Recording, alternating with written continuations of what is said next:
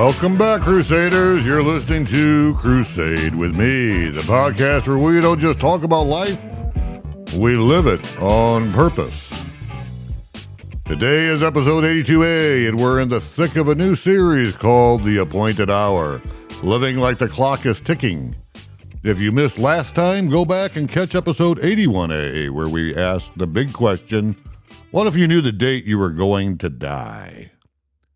Now we move forward with a natural next question.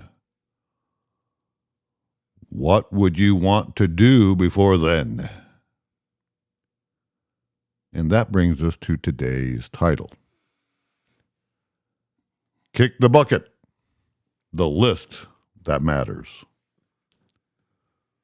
We're not just talking about skydiving and eating pasta in Rome, which is kind of on my list. Believe it or not, I think I just moved that one up. But we're talking about what actually matters. Because not everything worth doing is flashy. But it might just be holy. Let's talk about how to build your real list. Not the show-off list. Not the likes list. But the soul-deep, purpose-driven, last breath kind of list.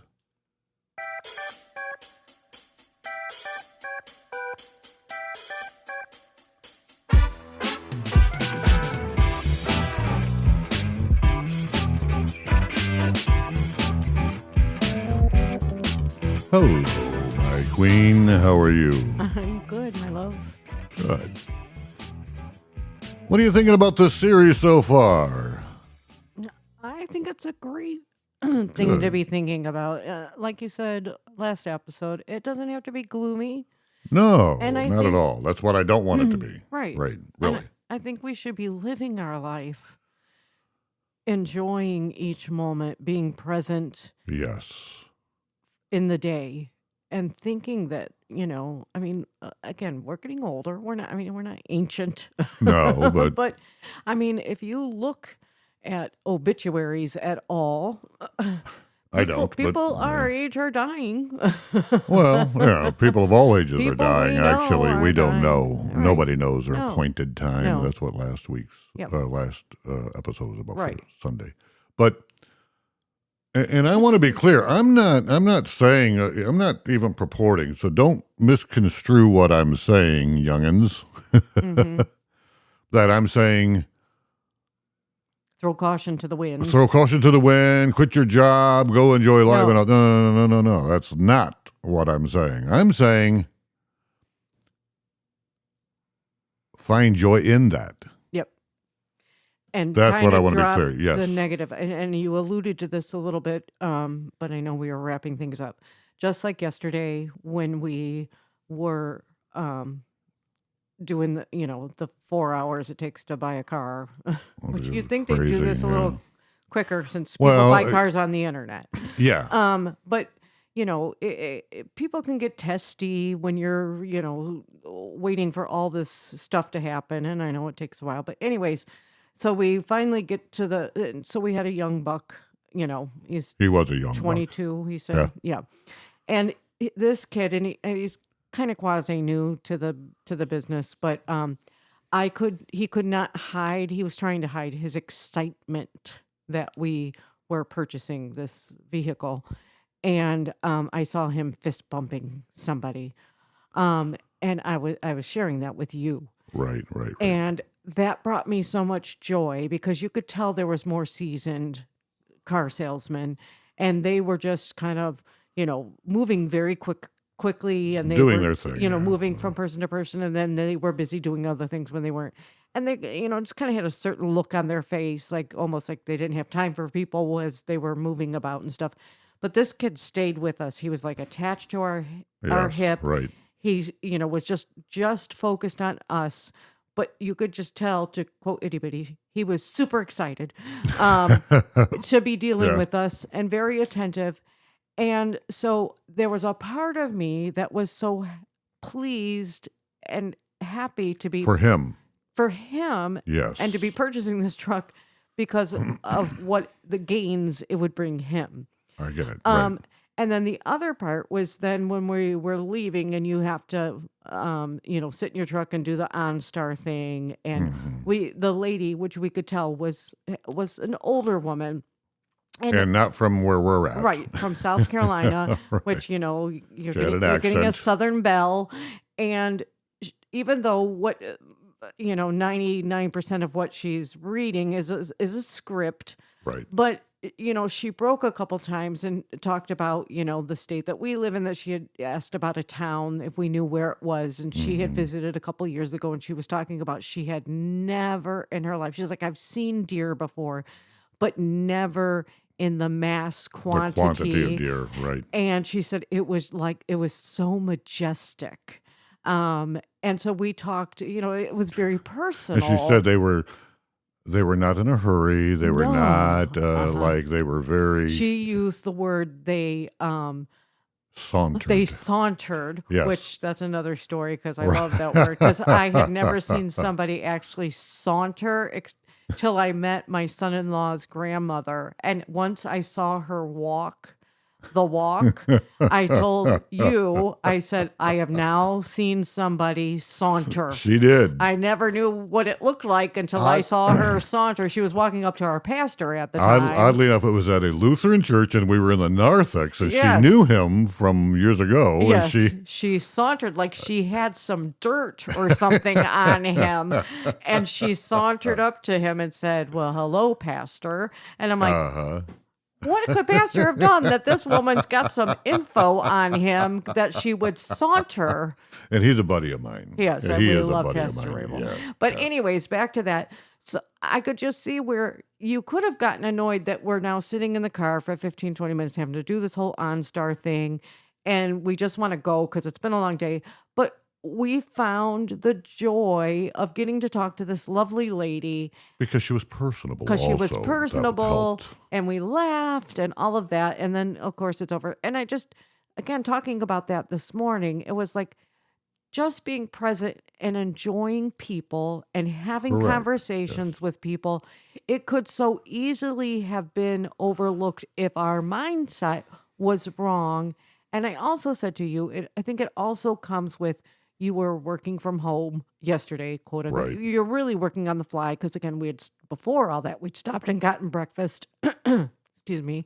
And you were doing a work call, and I had to go in and order breakfast. And so I sat alone for quite some time, and I kind of talked to another gentleman that was in the restaurant. But we just so enjoy being together Yes. that I don't care what we're doing, even after almost 39 years of marriage. We just enjoy our time together. Right. And so even if it's 4 hours in a dealership, which to me is I hate Crazy. big purchases. I hate all of that. I get knots in my stomach because This is it's crazy. a lot of money. Well, we told the young buck, Yeah. what was his name? I have his card. Caden? Caden. Yeah, that's it. Young boy named, it's a young man. He's a young man named Caden. He's a college graduate with a degree in marketing. Uh-huh. I said, Oh, this truck, you're asking twice as much as what I paid for my first house, which the house was only 2 years old. It's not like I bought some old rundown thing. It was a 2-year-old home. uh-huh. And this truck is twice as expensive as that home. Yeah. Yes.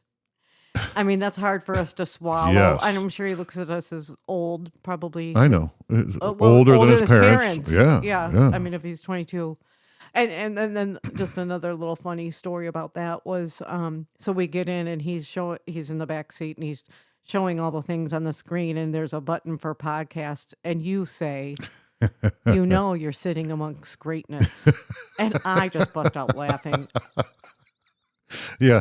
They don't know how to take me sometimes. I don't know how to take it sometimes.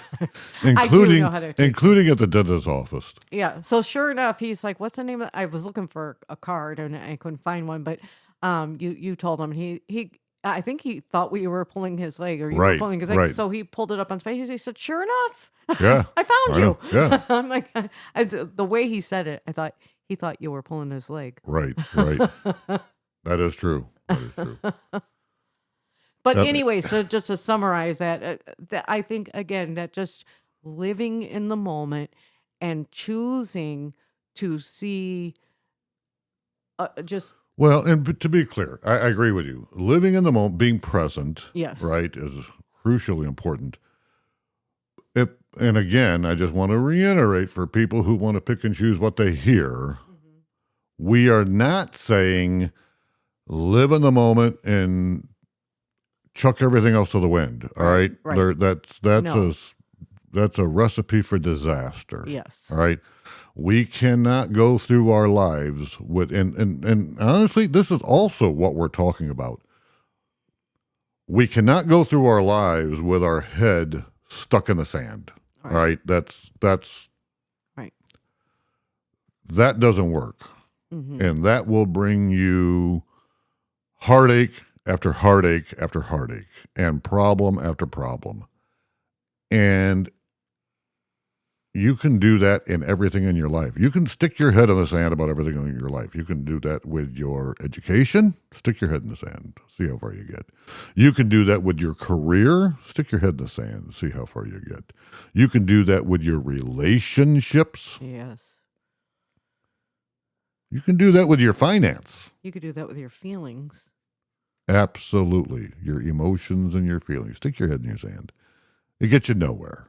So, honestly, this whole entire podcast, this episode, this series is really focusing on that. But this entire podcast is about being real, being present, living, thriving in life. Because there's an end to this. And I'm not talking about an eternal end. I'm just talking about an end here. So that's what this is. Let's redefine the bucket list. Let's start by calling out the cultural version of a bucket list. You've seen it, you know. Bungee jumping, pet a tiger, skydiving, buy a boat, drive a convertible up Highway 1. What cool stuff. And hey, if that's on your heart, go for it. But here's what I've learned. The most meaningful things people wish they had done usually aren't Instagrammable. I know, I feel like Andrew now. I'm making shit up, making words up. I think that's a cool word, Instagrammable. You know? They're relational. yes, They're redemptive. healing, They're about becoming, not just doing. So the list might include telling your children how proud you are of them, finally forgiving a parent, holding your spouse while you actually stay in the moment.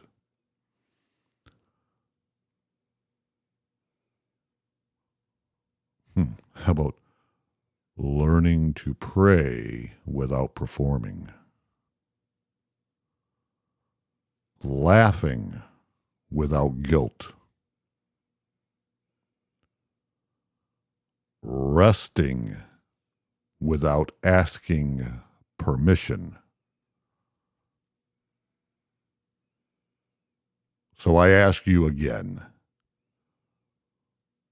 what do you need to do before you go? Now let's be honest. There's this hidden list we carry. We've just never written them down. They show up as regrets. Should have saids. unfinished dreams, places we keep revisiting in our minds when we lie awake at 3 a.m. Those lists. These lists are like folded up paper in our back pocket. We don't take them out, but we never forget they're there. Let's name them now. Let's bring them into the light, because naming something, even slightly, takes away some of its fear. So ask yourself, what keeps tugging at my soul? What part of me still wants to create, to reconcile, to explore? What would I do if time, money, fear, and pride weren't in the way?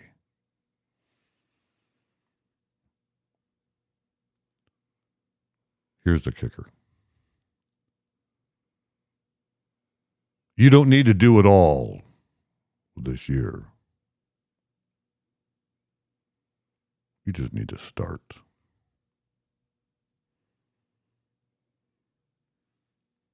And then I want us to zoom out. There's a difference between a bucket list,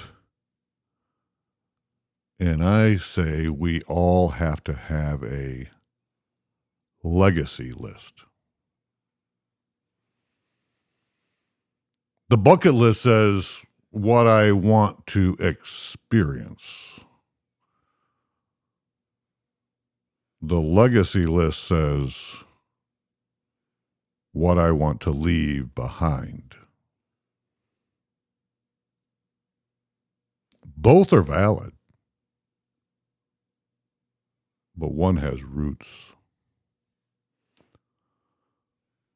Legacy isn't always loud. Sometimes it can be a handwritten letter, a garden planted that someone else will harvest, teaching someone how to breathe through their grief, showing your grandchildren how to love without shame. Psalm 90:12, it is written, teach us to number our days, that we may gain a heart of wisdom. When we remember we're mortal, we start focusing on meaning. So legacy asks, who will be changed by the way I lived? What will outlive me? Or what beauty can I add to the world before I leave it?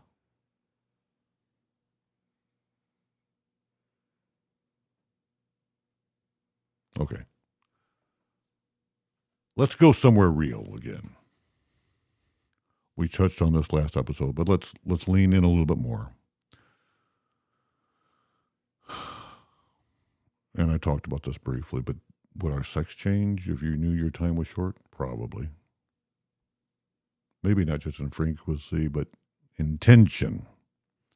You might stop treating intimacy as just a release and start treating it as communion,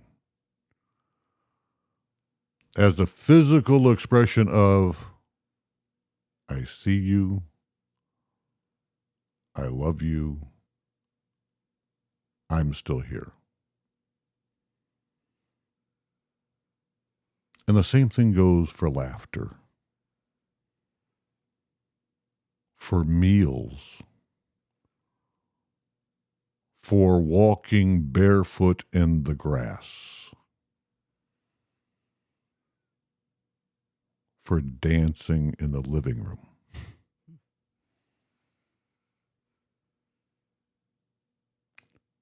There's a phrase we don't hear enough. Ordinary joy is sacred. We don't need a fancy bucket list when we haven't even tasted the fullness of what we already have. So here's a radical thought.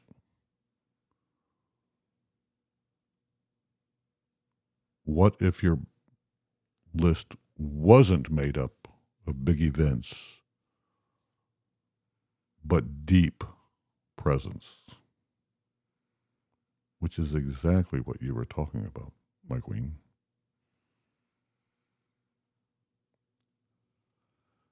And we can't talk about these bucket list or a legacy list without, let's check in with the body again. Because if you want to make a real list, you've got to know what state you're in. And that's where biofeedback can come in. I've been thinking about this a lot lately, and this has really charged me up. So pay attention to your body. Notice your heart rate when you talk about your dreams. Pay attention to your breathing when you sit still and ask, what matters most? Feel your energy rise or drop as you imagine different choices. Your body tells the truth, even when your brain doesn't want to listen. So try this today. Sit in silence. Ask, what would bring me peace before I die? Then scan your body. Is there release? Resistance? Excitement? That's biofeedback. That's embodied wisdom. That's you learning to listen to something deeper than pressure or noise.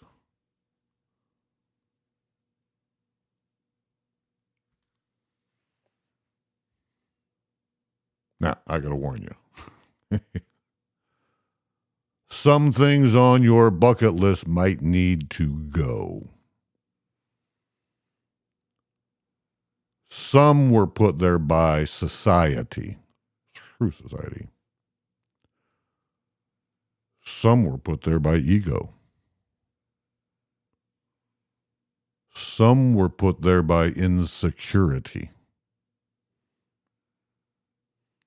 And some were someone else's dreams. You don't need to climb Everest if all you really want is to learn how to say, I love you without flinching. And you don't have to write a bestseller if your soul is craving a handwritten journal only your family will read. You don't have to perform. You don't have to prove. You only have to live. And that's the truth. So here's a challenge.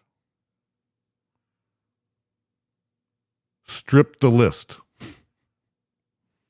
I love telling you to strip, but anyway, indifferent. Goodness gracious. take everything that's not you and take it off the list. Then start again. So let's build your list. Not with pressure, not with comparison, but with stillness and courage. Try the journaling thing, right? Before I die, I want to write 10 answers. Then ask, which of these is rational? Which is creative? Which brings joy? Which brings closure? Then circle one. And that's where we begin. You don't have to do everything at once. You just have to take one true step.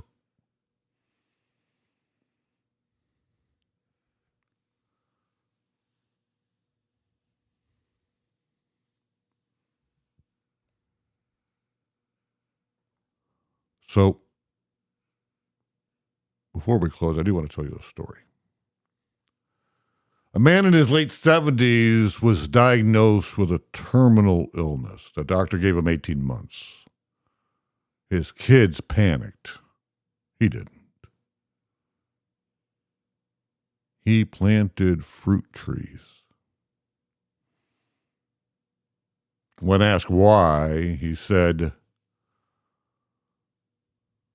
"Someone else will pick them, but they'll know I was here." That is a bucket list. Crusaders, that's legacy. So what are you planting?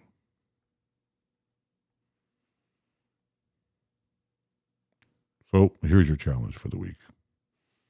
3 parts. Make your list that matters. Part number 1. Say something to say.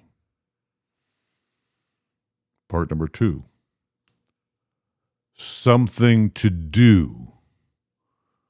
Part number 3. Something to let go of.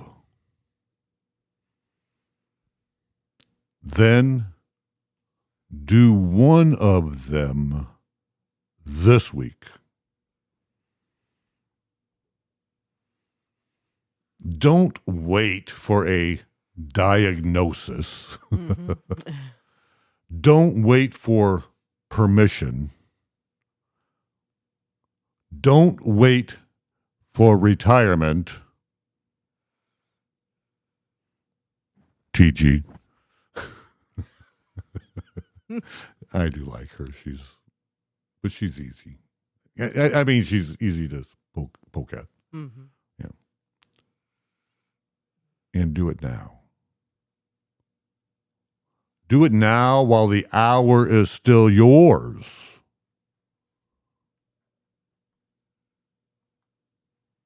My queen, do you have any final thoughts?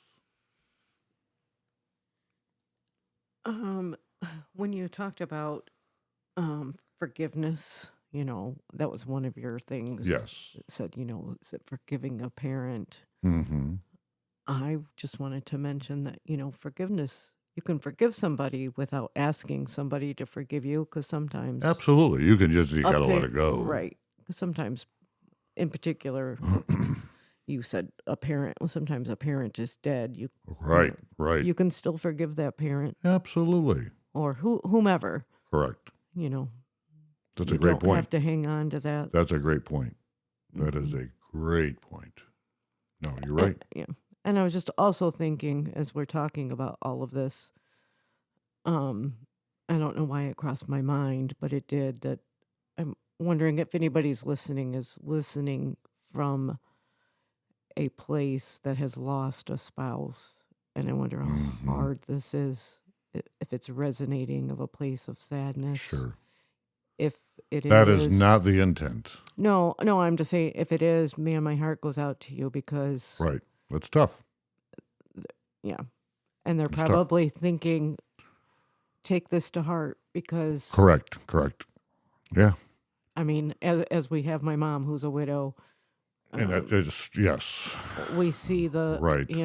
That life is a hard life, all the things you have to do without that spouse and...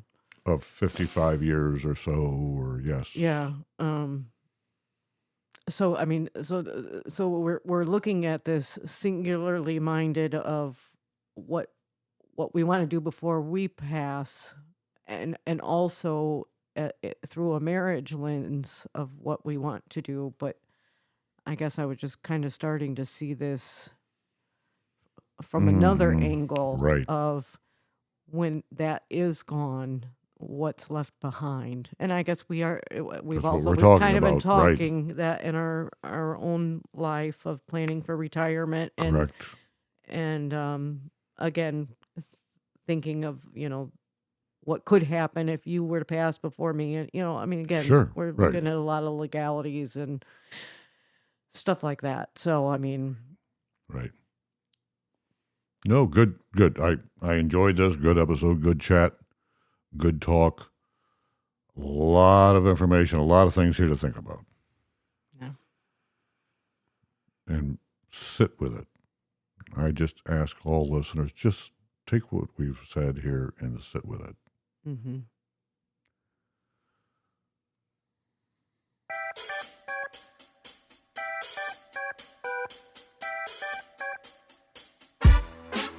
This has been Crusade with me, and this was episode 82A. Kick the bucket, the list that matters. Next time, we'll talk about the real difference between living with joy and living in distraction. Until then, live slow, love deep, and keep crusading with me.